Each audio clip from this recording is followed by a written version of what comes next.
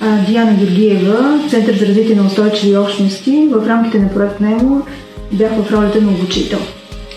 Здравейте, казвам се Бойко Ценков и съм психолог по професия и участвам в проект НЕМО като фасилитатор на лабораториите, които се провеждаха в училището от страна на Съветът на жените бежанки в България.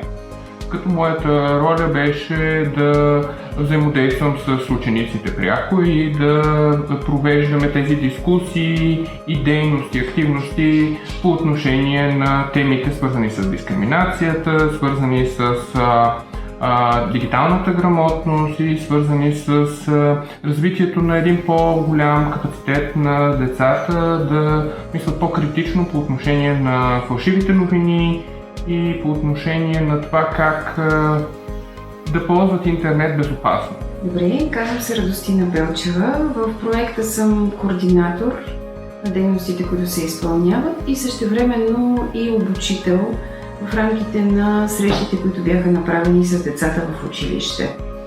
Работя в Сдружение Съвет на жените бежанки в България. Организацията е партньор в рамките на проекта, така че имаме честта да участваме в този проект.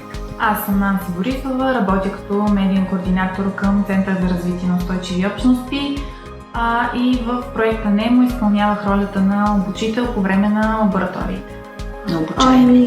Всъщност предизвикателствата бяха по-скоро в разчупването на първоначалния контакт с тях. Тъй като те форматирани от образователната система, в самото начало бяха изключително резервирани към това да вземат участие. Очакваха да попаднат в среда типична за техните учебни часове, където учителят всъщност им дава насоките и само задава въпроси.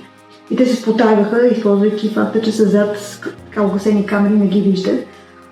Това, което обаче след това се получи всъщност, когато видяха, че могат да изразят своето мнение, без някой да го квалифицира, дали е правилно или грешно, да им пише оценки, станаха много активни. И в голяма част от обратните връзки след това разговорите с тях беше, че всъщност това, което най-много им е харесало, възможността да говорят, да казват своите тези, да изразяват своите тези. Дори в Брезник, в един от часовете, това се случва в присъствието и на техни родители. И те също бяха достатъчно свободни да изкажат мнението си, което и самите родители казаха, но те не говорят толкова често за това. Така че мисля, че тези лаборатории дадоха възможност децата да изкажат това, което мислят и без да се страхуват, че ще бъдат порицани, че не са си научили урока или не са си написали домашното. Самите интервюта, които направихме с бежанци, бяха процес и динамика, в която те се включиха много активно. Другата тема беше дискриминация, за онлайн дискриминацията, за негативните послания във Фейсбук, в мрежите, за начините, по които това може да бъде репортвано, на кого, по какъв начин, какви мерки могат да бъдат предприети. Така че моето впечатление е, че когато на едни деца, на едни млади хора на тази възраст им се даде поле за изява, те се изявяват и приемат като че ли всяка тема изключително активно, имат мнение по въпроса и понякога дори ние като обучители бяхме изненадани от нивото на осведоменост, което тези деца показваха.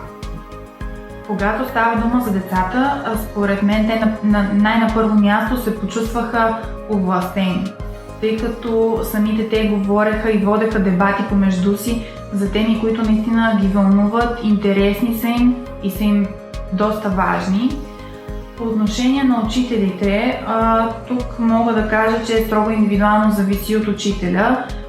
Това, което ми направи впечатление на мен е, че младите учители са по-склонни да възприемат такъв тип лаборатории, които са извън учебния материал, като ви разбират, че те са нужни, полезни и така нататък. Училищните психолози също много помагат. Но имаме учители, които са от много дълго време в системата и които по-скоро реагираха пасивно на информацията, която ние предлагаме и по мое лично мнение не се възползваха достатъчно, можеха много повече. По отношение на родителите, тук си мисля, че проблема е въобще цялата система в България, учебна система е така направена, че те не взимат достатъчно участие в това, което се случва на децата в училище. или в случаите, в които взимаха, беше по-скоро негативно с това за какво ние, бидейки външна организация, бихме занимавали децата им. Имаше едно такова скептично отношение, което обаче вярвам, че след няколко разговора с децата е изчезнало, тъй като самите деца бяха много така вдъхновени. Благодаря.